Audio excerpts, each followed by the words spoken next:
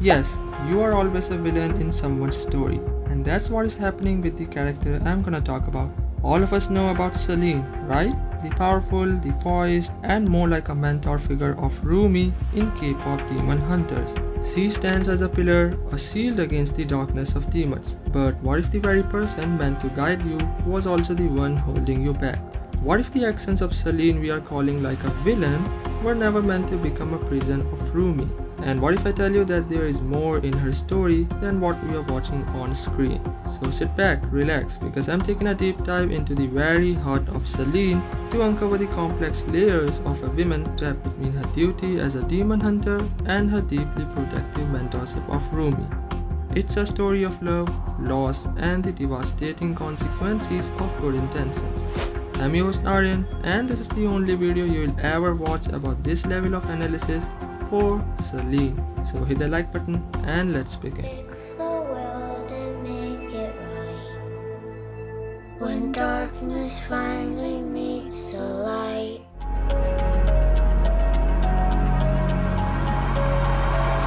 So, in the world of K-pop Demon Hunters, humanity's last line of defense against demons is not the weapon. It's K-pop, yes, the girls group, wielding the raw power of their voices and songs, bind the very souls of people to create an ethereal shield around the earth, the on-moon. At the heart of this legacy, for decades stood Celine, a woman who had seen the darkest horrors and fought to keep the light alive. But life is not fair.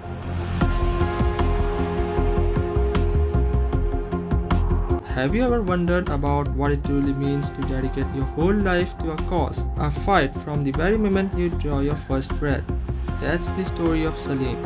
She was exposed to the world of demon hunters, a world where songs are not just for entertainment, but they are the weapons, and every note carries the weight of life and death.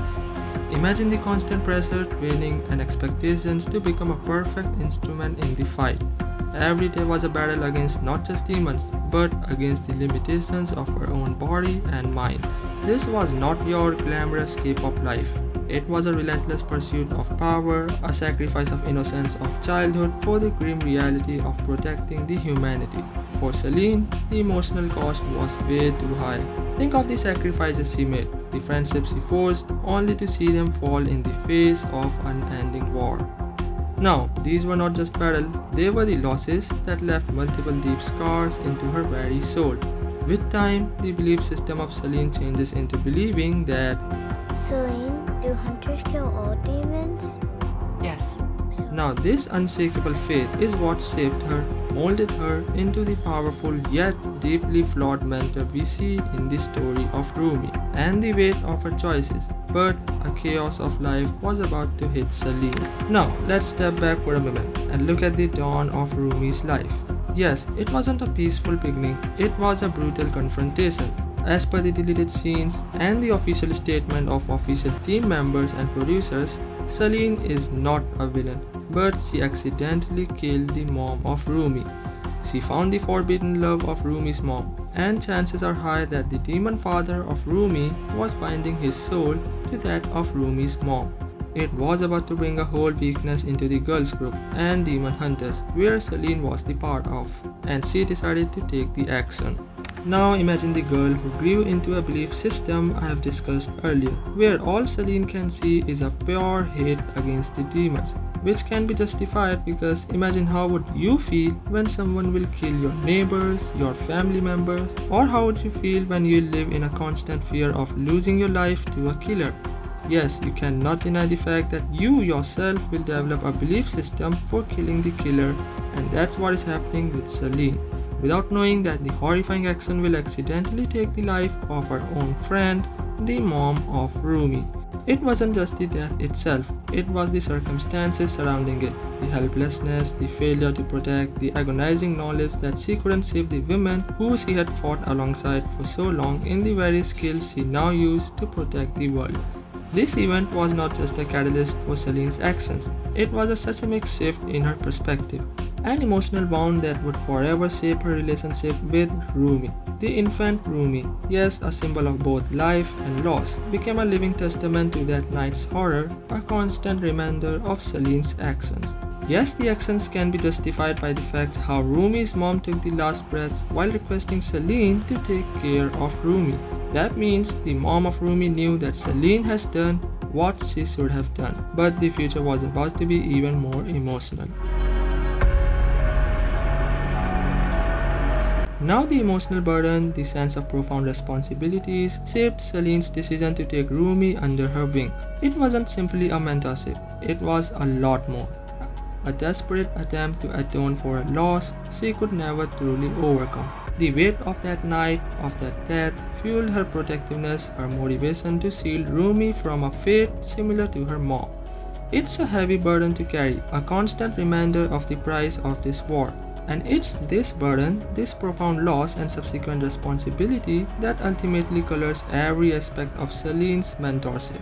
So, Celine chose to raise Rumi, a child with a demonic heritage. Imagine the weight of that secret.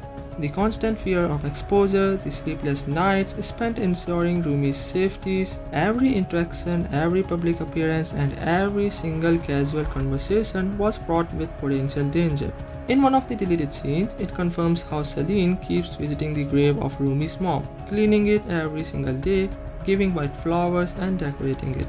She wasn't just playing the role of a guardian, but it was also a desperate attempt at redemption, a way to atone for the loss of Rumi's mom. However, it soon becomes a curse of Rumi, and that's where the new chaos was about to begin. So here lies the seed of the conflict. The very act of protecting Rumi, of shielding her from the truth, inherently limited her growth, her understanding of the world, and even her potential as a demon hunter. Celine's love and protectiveness soon became a cage, a carefully constructed prison designed to keep Rumi safe but also suffocating her. This secret ended up casting a long-lasting shadow over their relationship, shaping their future in ways neither could have foreseen. The weight of this secret, this burden shared only between them, was eventually becoming a source of both their strengths and the ultimate downfall. Now let's shift our perspective and try to understand Rumi's experience for a second. Imagine growing up with a profound secret, a truth hidden from you, a part of your identity deliberately concealed. This wasn't just a game of hide and seek, it was a fundamental lie. The constant fear of discovery, the ever-present shadow of secrecy was taking its toll. How could Rumi fully trust Celine? The constant need to maintain a facade, to live a double life, was creating an immense emotional burden, a constant internal struggle to reconcile her true self with the person who she was forced to present to the world. Yes, Rumi was living a lie. The impact of Celine's well-intentioned secrecy was shaping Rumi's identity, her trust, and her very understanding of the world. It's a crucial element in understanding the fractured bond between them and the inevitable consequences that was following them. Now, let's get back to Celine. It's very easy to judge her actions on the basis of what we are watching on screen, but we must remember everything that I just told you about the circumstances she herself was growing in. Think about the internal conflicts she must have endured. On one hand, she was a hunter, yet on the other, she was growing a child with demonic heritage. Understanding Celine's motivations doesn't excuse her actions. It simply adds crucial context, humanizing her struggles and allowing us to see the complexities of her decision-making process. Yes, she kept a crucial secret, a secret that inflicted significant emotional damage on Rumi. But alongside this act of concealment, we see countless instances of genuine care and support. Celine was not simply a guardian. She was a woman burdened by a terrible secret, a woman wrestling with the impossible choices life had thrown her way. We can also see some genuine women of unguarded affections, women that remind us of the profound bond they share, a bond forged in tragedy and strengthened by devotion. She was not a perfect mentor, I agree, but she was definitely not a villain. Put yourself in her shoes, then I'll ask you to call yourself a villain. No, I'm not justifying the actions of Celine, who am I to do so? But I'm showing you the real image, the depths of her caring nature, and what's behind the decisions she made. Yes, she did what she should, and that's why even the mom of Rumi ended up giving her own child to Celine. Celine is a good example to the complexities of human nature, the capacity for both great love and terrible mistakes. It's this very complexity that makes Celine's story so compelling, so deeply resonant, and that's what makes Celine a very realistic character as well.